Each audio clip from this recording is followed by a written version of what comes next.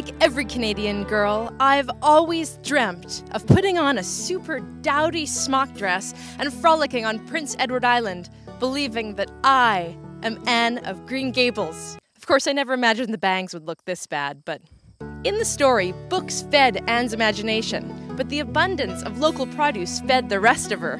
Visitors to Prince Edward Island today will be delighted to discover that little has changed. You can have your very own fishing experience on the sea, tour local farms, and sample the gifts of that red soil. But in case you can't make it out here just yet, I've enlisted a local chef to teach you how to prepare an island-inspired treat.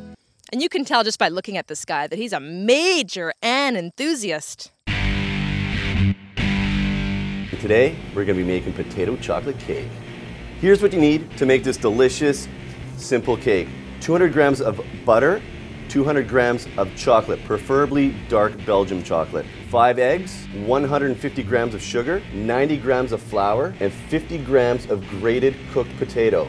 And what I've done, I take a little twist on this to give it an autumn theme. I'm going to use some clove, allspice, and some cinnamon.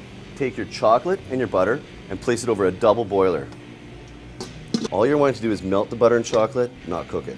So once the melted butter and chocolate is good to go, we're just going to set it off to the side. And in a large mixing bowl, we're going to sift in our flour and our sugar. And this is important because it allows us to not have any lumps or clumps in our batter. 5 whole eggs, preferably farm fresh. And we're just going to whisk. We don't want to beat it and incorporate any air. All we want to do is lightly beat the eggs into the flour and sugar. Pour the melted butter and chocolate into your egg, sugar, and flour mixture. Now we're going to move from the whisk to the spatula, folding in our 50 grams of cooked grated potato. See, we changed from the whisk because we don't want to incorporate air into this batter. Potatoes are a great addition to baking cakes. A, they add moisture, and B, preserve it so your cake lasts longer. We're going to add a little bit of cinnamon, allspice, and a little bit of nutmeg. Now to bake these cakes, what I've done is taken a small ramekin, lightly coated the inside with butter, and I'm just going to add a little bit of cocoa. And what this does is throughout the baking process allows the cake to come out nice and easily. I'm going to pour my batter into the ramekins. There's little bits of potato deliciousness in there. Boom! In the oven. 350.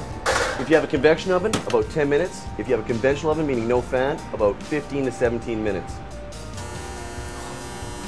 And with the power of a camera, it's that fast. What we're looking for is they've started to pull away just a little bit from the side of the ramekin.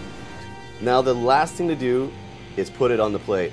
Now since I work in a fancy schmancy restaurant, what I like to do is dress it up a little bit. So I grab the ramekin, reverse the plate, flip over, and voila! It's pretty beautiful.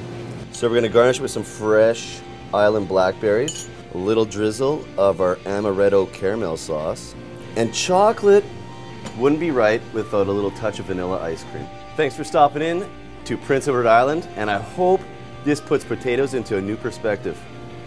I gotta eat this.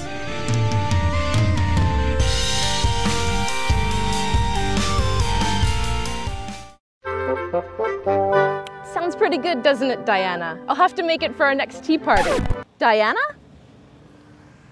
This isn't raspberry cordial, is it?